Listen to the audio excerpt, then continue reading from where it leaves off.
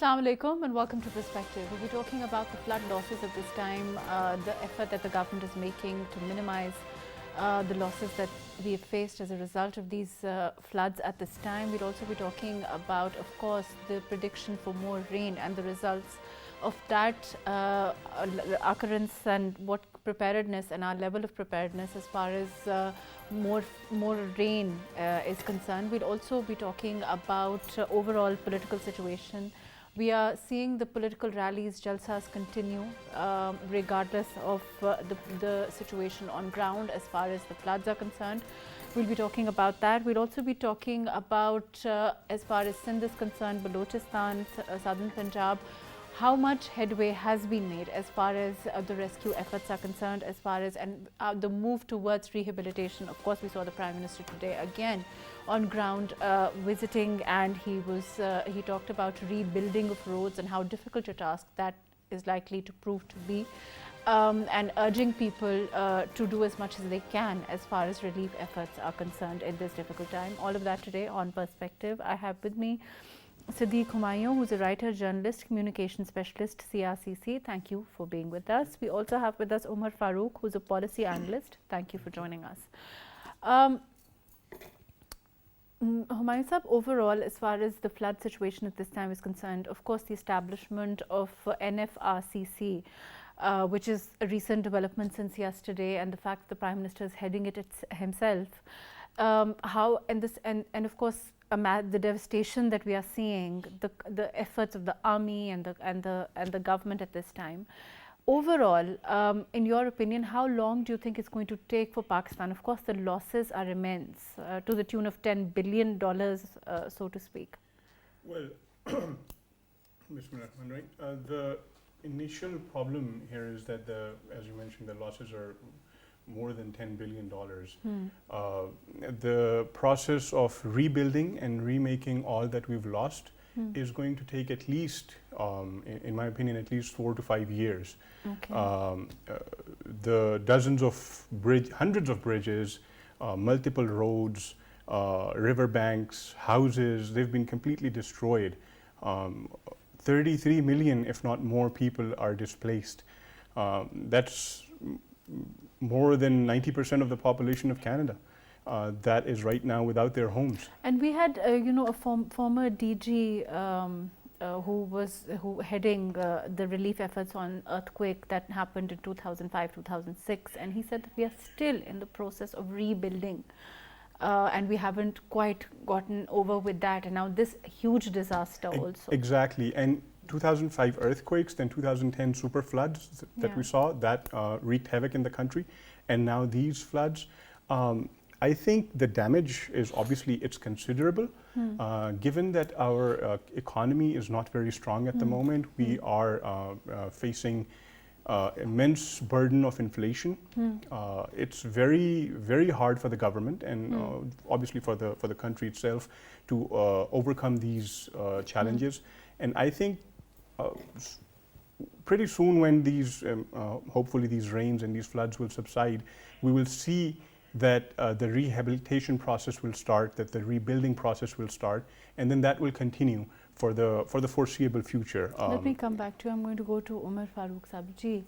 Umar Sahab, overall, as far as this whole rebuilding effort is concerned, of course that's on one side, and the other side is of course inflation, which is what Humayun Sahab is also talking about.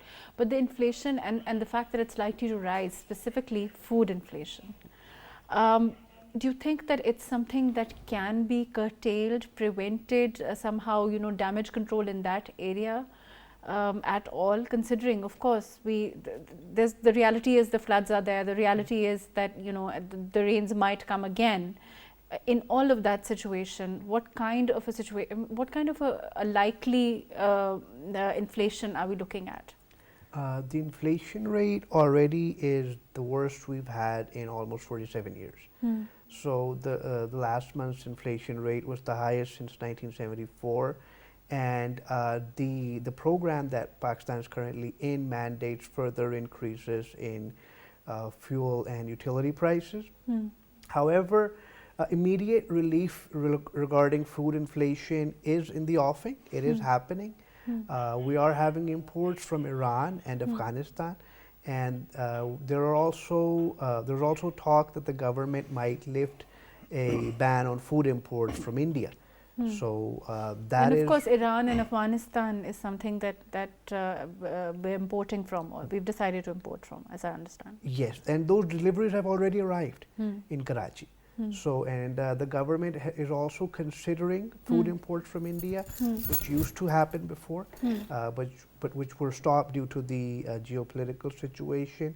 And we need the world to be with us in this crucial time, because Pakistan is a very small emitter, but we are facing the brunt of the climate You're change saying, disaster. like you're saying, that Pakistan is a very small emitter. There's also been recently a certain talk about the fact that, of course, there are quarters, there are people who believe that because we are not responsible for emissions, we are well within our bounds of what.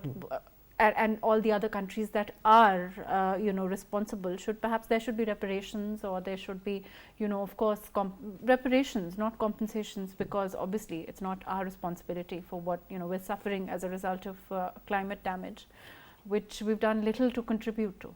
Definitely, definitely. We are not a major emitter. We are not a major polluter. In fact, over the years, Pakistan has had a very aggressive drive to go green, and we've made a lot of efforts in that. However, the bigger economies that are continuing to Do you rely see on reparations coal, at all? in the near future, that does not seem very likely. But there are growing calls, especially because this is not just Pakistan. As the UN Secretary General said, today it's Pakistan, tomorrow it'll be somebody else. Right, exactly. So Bangladesh, India, all of these countries are facing a huge climate change related and these are all catastrophe, countries, really. by and large, which are not, first world countries. Particularly, as far as, of course, we're a developing country. We have our own issues. IMF, of course, our the fact that we're certainly loan dependent, and to be at the behest of this kind of climate damage is another. Of course, unfairness is probably a very small word for it. Definitely, Pakistan has had to pay very high interest rates on dollar-denominated loans, and Pakistan has had to face very stringent financial conditions, the Financial Action Task Force, among other things. And on top of this, we have this climate change disaster. So, which no one seems to be owning up to, in the sense that there doesn't seem to be that kind of responsibility. Of course, we're indebted to the friendly countries, and of course, the aid that's coming. I'm not saying that, but by and large, there's no owning up, so to speak. Let me come back to you. I have with me Abdullah Mumtaz Kaloon from the PTI. Thank you for joining us. Abdullah, can you hear me? You're welcome. I can indeed, yes. Thank you for having me on your show.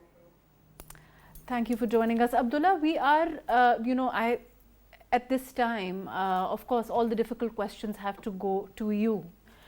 Being that you are from the opposition. As far as the situation at this time is concerned, certainly, the floods are there, there is unparalleled damage, there's no denying that, there's no denying that there are so many people suffering. But we are still seeing this relentless drive by the PTI, by Imran Khan Sahab, your leader, to continue his jalsas, to continue his political rallies. Why is there such a need to do that? Why can't all politics, all political considerations perhaps take a back seat? Don't you think that would be a good message to send out at this time? MAHRUKH, first of all, correcting your question, all the difficult questions should be going to the government of the day. And in this case, it's the illegitimate government, the imported government that PTI says is occupying Islamabad. The PDM government, they should be the ones answering all the questions as to the potential of the early warning systems, the levees, flood levees, dams, reservoirs, flood banks, and what work did these governments do over the past 40 years to avert such a big cataclysmic disaster that has happened to Pakistan. I mean, I was just reviewing the figures earlier today, and it came to, in my reading, that the last big dams in Pakistan were built in the 1960s. None of these political parties, PMLN, People's Party, had the political acumen or wisdom to create any sort of dams or reservoirs to help Pakistan since the 60s. It is Prime Minister Imran Khan at that time, at the start of his tenure, he initiated 10 big dams, including the Basha Dam, the Dasu Dam, Moman Dam, to help with this. But as far as this government of today is concerned, I'm very surprised. I mean, there was the monsoon reason. We did not hear any meteorological reports trying to warn the people of this disaster. All they were doing, they were sitting in Islamabad trying to think of new ways to try and stop Imran Khan, try to arrest Abdullah, as far Wazir, as your manifesto was concerned, let me interject here for 1 second. As far as your manifesto was concerned, regarding the building of dams, do you think that you did enough in that quarter? Your government did enough? The thing is, MAHRUKH, it's so ironic that Pakistan, under Imran Khan's efforts, were being recognized by the United Nations, Secretary General, by the greater powers like the United States, United Kingdom, Prime Minister Boris Johnson, the French President about his 1 billion tree initiative. But in Pakistan, the PDM leaders were so shallow that they used to come on TV and say, look, we have a leader in Pakistan who's trying to waste money on trees. He's trying to waste money on climate change. Prime Minister Imran Khan was the first political leader in this country to realize the effects of climate change. He's the first one to have appointed a special assistant to his Prime Minister on climate change, Mr. Amin Aslam. Before Prime Minister Imran Khan, but that doesn't answer, that doesn't really answer. Abdullah, 1 second. Let me finish. Okay, fair enough. Leader who appointed someone on climate change. Before him, there was no one in the entire political leadership of Pakistan to even consider climate change as a big question. Okay.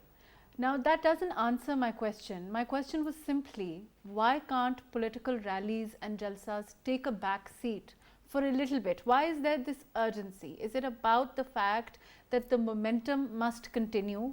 Or is it, what is it? In terms of course, I'm sure, there has to be empathy, right? Is there enough empathy here that, there are so many people, 1/3 of Pakistan stands submerged in water today.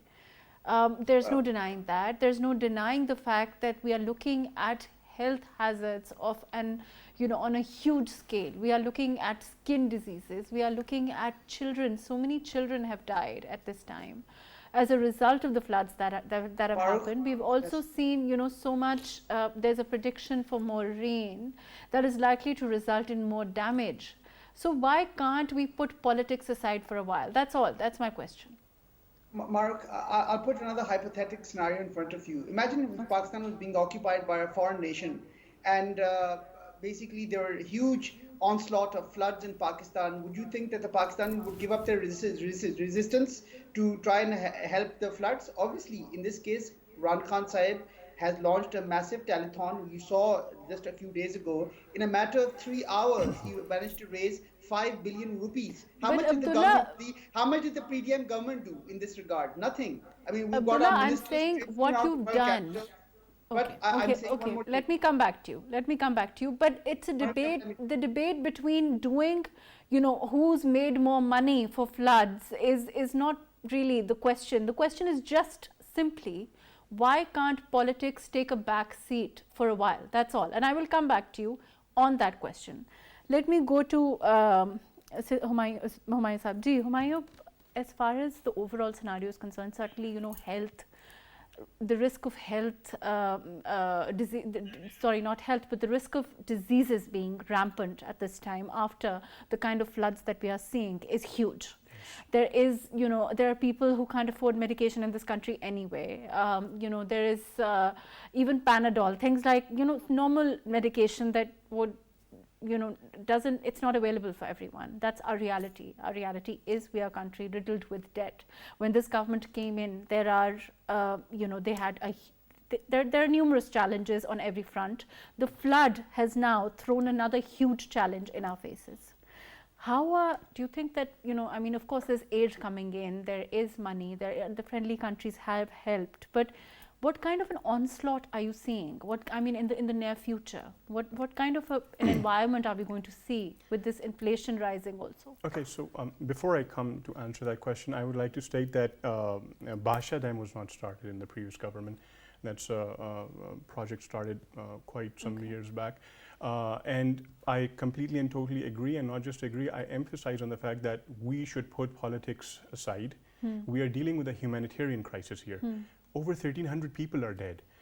We cannot talk about telethons, we cannot talk about how much I've raised, how much he's raised, or how much she's raised. But we need to talk about what is happening on ground. People are dead, and people are now facing, as you said, viral diseases, vector-borne diseases. There's a hunger crisis that's looming. Crops have been destroyed. Nearly 2 million acres of crop has been destroyed, which means that in the very near future, we're going to see a hunger crisis. And there are these small, you know, let me go to Omar Farooq Saab. The farmers at this time who have, you know, people who have very small amount of land holdings, people who are relying on their crops for next year, those crops have been destroyed, and you know, their livelihoods have been destroyed. There are people who are actually choosing, and you know, I can't, you know, it's difficult to say even that these people are choosing to save their cattle over saving one of their children. And this is the environment that we are living in, but yet, you know, we are seeing this outbreak of politics nevertheless. It is, you know, it is deeply unfortunate that even in a moment of crisis like this, which we haven't had for decades, you know, these are the worst floods in living memory.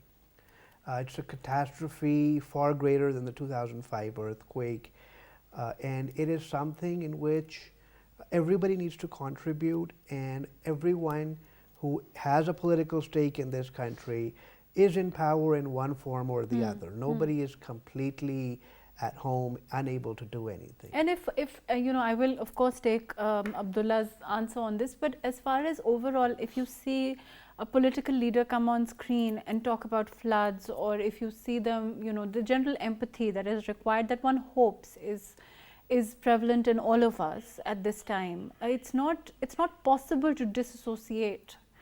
You know, considering that we live in this country, we are part of its very fabric. Whether you are directly, you know, if you're lucky enough not to be directly impacted, you're nevertheless impacted. There's no denying that. Abdullah, you know, I have you from PTI, so you will have to answer this. Ji, Abdullah, can you hear me?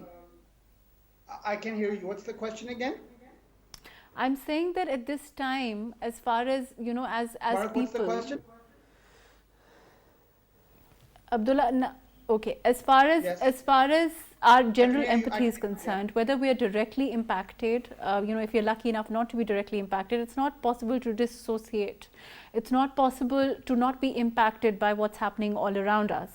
And at this time, don't you think if a leader like Imran Khan Saab, you as a party say that he's the largest, you know, head of the largest party, that is the narrative that the PTI has put forward. If we saw him right now on ground and, you know, talking about floods, talking about the damage, talking about the potential damage to livelihoods, in the next years or so, don't you think it would send a stronger message, not only in the country, out of the country, internationally also? MAHRUKH, Prime Minister Imran Khan has been talking about climate change even when he was not in politics in Pakistan. He's been saying it for the last 2 decades. I mean, even today, I was in Sargodha Jalsa in my hometown on the 1st of September. Prime Minister the Chairman Imran Khan used that platform to propagate the public awareness on floods, and he urged everyone to donate as generously as possible. And I have to reiterate here that these jalsas that he's doing up and down the country, he's using them to as a method of collection drives to collect as much aid as possible for the flood affectees. This is more than the PDM government has done thus far. Now, you mentioned about giving politics a backseat, putting politics at rest. Let's talk about national duty. But isn't it the national duty of every Pakistani to resist a foreign imported government that has been brought through illegitimate means? I mean, when we talk about politics, when these monsoon rains started, what was the PDM cabal doing? They were busy trying to inflict torture on Dr. Shahbaz Gill. They were pressuring the Election Commission of Pakistan to give the foreign funding verdict as quickly as possible. I mean, this is what was happening at that time. They were trying to find creative means of trying to capture Imran Khan, arrest him for the verdict that is issued by the Election Commission of Pakistan. So they were trying their best to do that.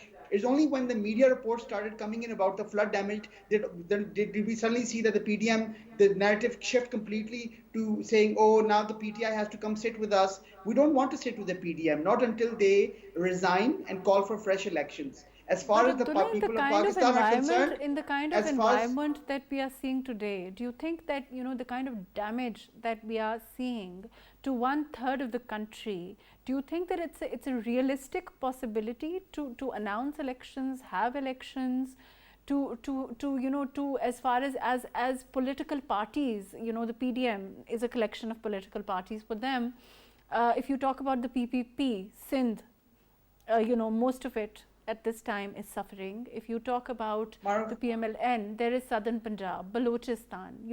They what you will they should go to the people and say that vote for us, and not that we've brought you food or we've brought you essentials and we've come to help you, or to save their children from drowning, to save their children from trying to get the kind of diseases that they are directly exposed to. All those things.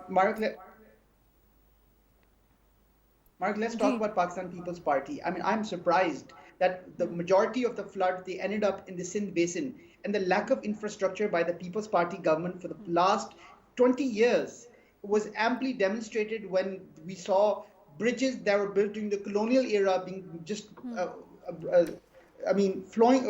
they were brushed away by... Abdullah, I'm going to ask Amir Maqam Saab, who is an advisor to the PM. I'll ask him to answer that, that the question that you've just put. Ji, Amir Maqam Saab, can you hear me?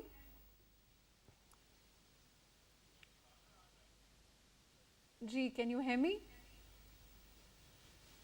No, sorry, Abdullah, he couldn't hear. There's a problem with audio. Please continue. Can I finish? Yes. Mark, thank you. So I was so surprised at the bridges in Sakhar that were built during the colonial era, the British Raj, just being swept away by the torrents of water. I mean, there's no infrastructure at all in Sindh at all, and we saw the people of Sindh bore the brunt of it. What was the Sindh government doing? Was it sleeping on the steering wheel? What have they been able to do to avert such a crisis? Why have they not done anything for the people of Sindh for the past 15 years? Okay. And even today, with this huge cataclysmic crisis, they have failed to rise to the challenge. I mean, people of Pakistan are at their wits' end. The plight of the people of Pakistan cannot be alleviated by the government of the day. Okay, let me come back to you. Ji, Amir Maqam Saab, can you hear me? Yeah. Ji. We have Abdullah Mumtaz Kaloon from the PTI, and he's saying that the misery of the people cannot be alleviated by a foreign imported government. I'll let you answer this one. I don't know what she means foreign imported government. It means insult of whole system of all elected people. How she can say the foreign elected government? This is the government elected by parliamentarian and the people of Pakistan. और मैं बात ये करूँगा कि जो यहाँ मुसीबत है ये फ्लड में, अगर इसकी तरह गवर्नमेंट होती जो उसका गवर्नमेंट था पहले, तो नहीं ये पता कि क्या हाल होता. मगर अल्लाह ताला का एहसान है कि इस तरह गवर्नमेंट मिली है जिसको शहबाज शरीफ साहब लीड कर रहे हैं, और पूरे पाकिस्तान में हर जगह वो आप देख रहे हैं वो हाजिर है और हर मुश्किल में लोगों के साथ खड़ा है. और उसकी पूरी टीम और फिर अफवाज पाकिस्तान को भी मैं दाद देना चाहता हूँ कि वो जिस मेहनत से ये चैलेंजिंग टास्क कर रहा है.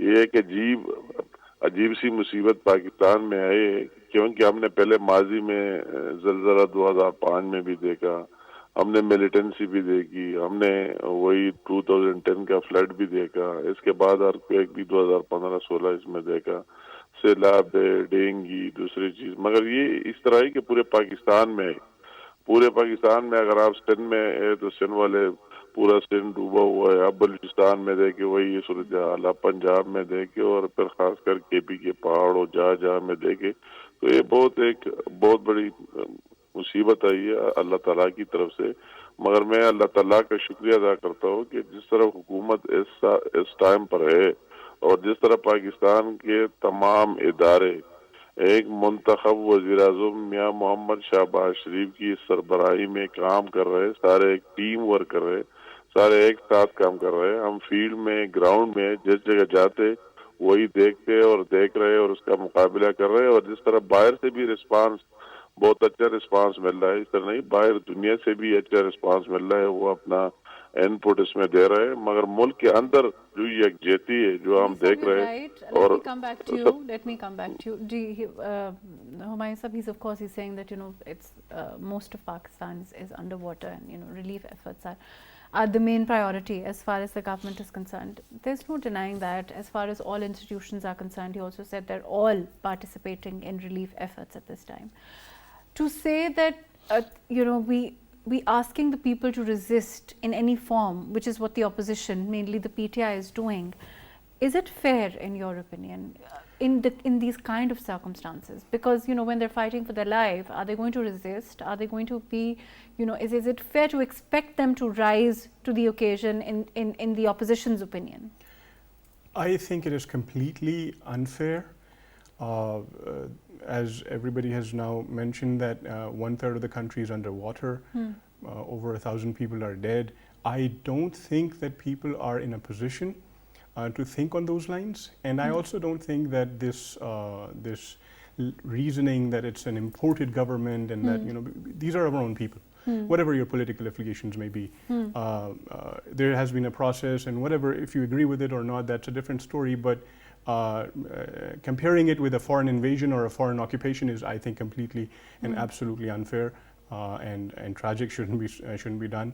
Having said that, I wanted to say that these sort of floods haven't happened in the country since at least a century, since the weather system started recording. Okay. Because generally what happens is you have a torrential flood, or you have rain flood, or you have a glacial outburst. So there's 4 or 5 different types of flooding mechanisms that can happen. There's glacial outbursts, there's torrential rains, there's riverbank floods, cloud outbursts. In this particular one, we have seen 4 out of 5 happen simultaneously. That has not happened before. Okay. Never in Pakistan. So the tragedy is, it's far worse than it has ever been before, even in 2010. And we'll see that in continuing days, the future does not seem very bright. Waterborne diseases, hunger, food insecurities, and in all of these conditions combined, I don't think it is very wise to talk about politics. I don't think it is very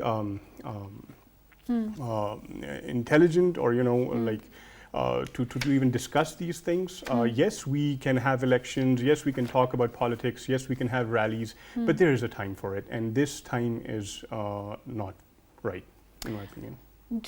Umar Farooq Sahab, as far as the composition, the formulation of this National Flood Response Coordination Center is something that of course was the need of the hour. We've seen the Prime Minister, the fact that he's heading it himself, and the fact that he's on ground.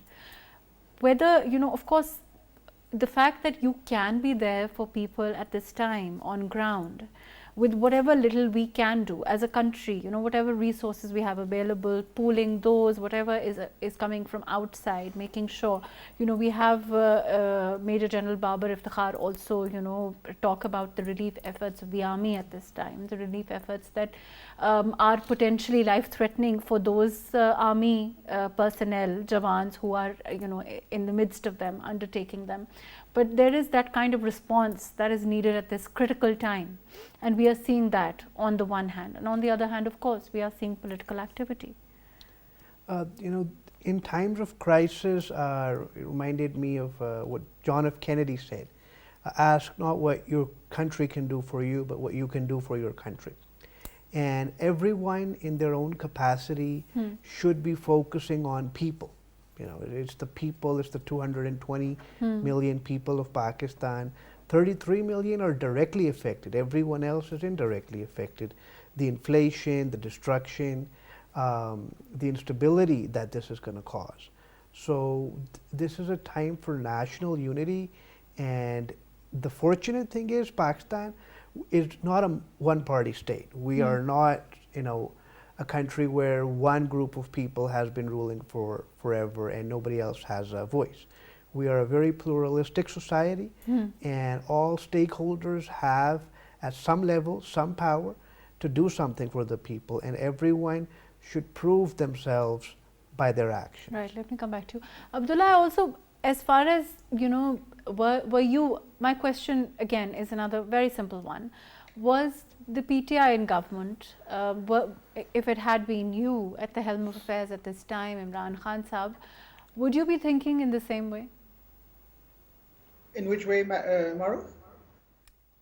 The way you're saying that, these rallies and political jalsas must continue even through the kind of crisis that we are in. Mahrukh, would you be thinking the same? Were you heading the government? Were you at the helm of affairs? Was Prime Minister, if it was Imran Khan, Prime Minister at this time, during this critical situation, during this crisis?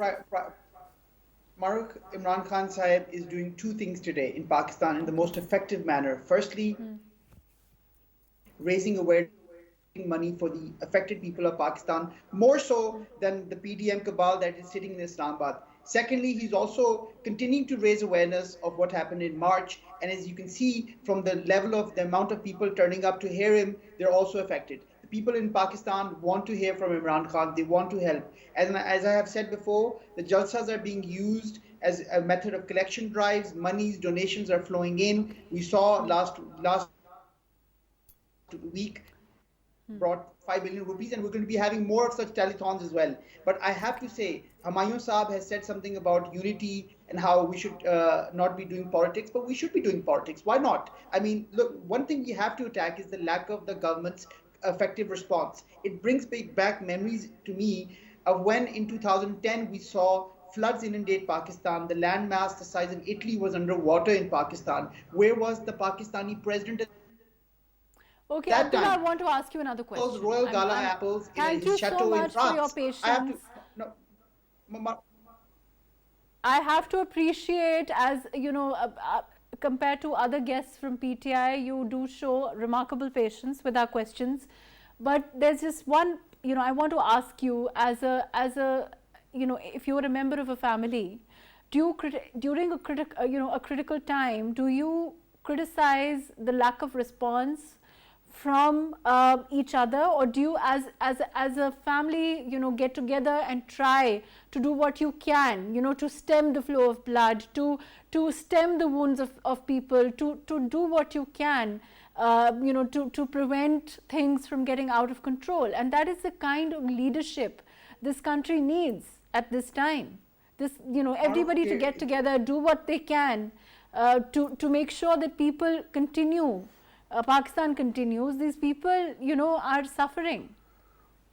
Mark, there's a bankruptcy of leadership. That's what I'm trying to say. I've been trying to say for the past 30 minutes is that I was speaking to an MPA from People's Party in Dera Ismail Khan today. Even there's no government on the ground.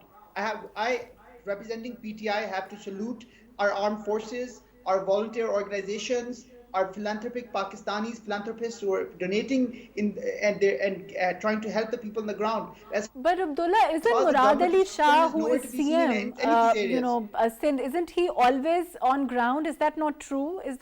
Are those not the optics that we are seeing on screens across the board, all channels? What's he doing on the ground? Is he trying to do anything effective? What has he done to try and avert this? Will we be seeing this on a year-on-year basis? The real question I have to ask the viewers today is, how can we avert such a challenge from happening in the future?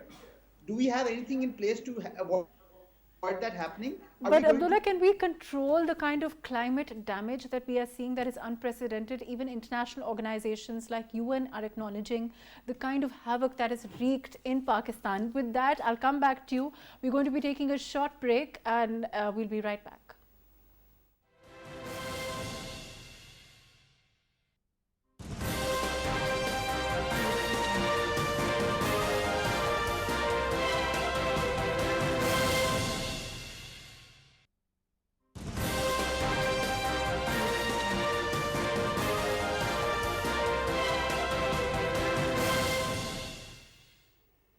Welcome back. Humayun, as far as you said that the causes of this kind of flood, this kind of damage are, it's a different kind of flood.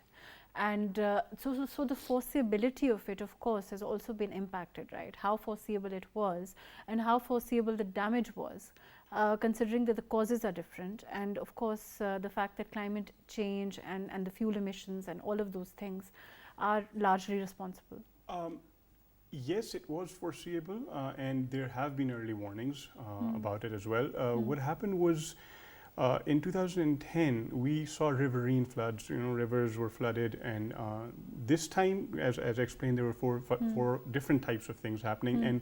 And Pakistan is known as the third pole of the world, since we have like 7,000 glaciers in the northern areas of Pakistan, out of which 33, we already know that 33 of those glaciers are critical. They can burst at any moment. And if they burst, we will see a huge amount of flood that will directly impact 7 million people. We know that. But are we doing something about it? I don't think so. Again, we know that Pakistan is located in a certain place on the globe where it faces two different weather systems. In March, you see this heat wave coming. And that heat wave warms the air. Warm air holds more moisture, and evaporation occurs. So that air has now held a lot of moisture, and then soon in this time you see the monsoon. And because of that earlier warm air gathering all of that water vapor, we see these floods, these heavy rains, these riverbanks breaking, glacial outbursts because of the heat wave that happened earlier. So we know these things, but are we doing something about it? Like, is there an action happening? Not really. We do talk about it. We'll talk about it right now. We'll talk about it for the next month or so, and then we'll forget about it. Next year, God forbid, a similar, or maybe not a similar, hopefully not, but will happen. And in 3, 4 years, 5 years, maybe a bigger flood will come. So we have to. The preparedness needs to start now. Right. Umar Farooq Saab, your comments before we close. We're running out of time. So we do need to focus more on implementation. We do have a lot of the regulations in place already to mitigate these disasters. For instance, river beds are not supposed to be built on. Right, the illegal construction is. The rules are there. We just need better implementation as well, and we need to curb deforestation to make sure that future flooding will happen. It's not a question of if, and that the damage is mitigated and minimum loss of life is caused. Right, Abdullah, your comments before we close. Just one thing, MAHRUKH. First of all, I think there should be a public inquiry sometime in the future, perhaps next year, as to why these previous governments have failed to do anything to avert the death and destruction that we've seen in Pakistan from these floods, as to why we don't have any flood defenses, early warning systems, forestation. But that will also include the PTI's last tenure, right? Balochistan and Pakistan, dams. Well, for PTI's 3.5 years, we will be mitigated in that because we've done a lot to tackle climate change. But the inquiry will be across the board. It'll be looking at what each government has done to try and tackle this challenge. And I think there needs to be that. We can't just brush it under the carpet. The failure of the People's Party and the Muslim League Noon government verges on criminal negligence. That's all I'd like to say. Thank you. Thank you so much for joining us. Thank you for being with us. Sadiq Humayun, Umar Farooq, Abdullah Mumtaz Kaloon, thank you for joining us. As far as as they say, I think it's a very useful quote to end, that in moments of crisis, ask not what your country can do for you, but what you can do for your country. I think that's very important. Let's all try and act on a united front. Of course, it's been said for a while now that political unity is the order of the day, and that seems to be something that's not ringing a bell with all political parties. We are seeing jalsas, we are seeing rallies, they're relentless, they're continuing. But I guess the question to ask is it fair to ask people at this time, ask this of people at this time, when their children are drowning, when they're being forced to choose between cattle and children to save, when they don't have money, they don't have resources for food, when they're watching their whole lives drown in front of them? Is it fair to ask them for any kind of political activity? Is it fair to ask them to participate in any kind of jalsa and rally? Those questions I think need to be asked. Thank you so much for joining us today on Pulse.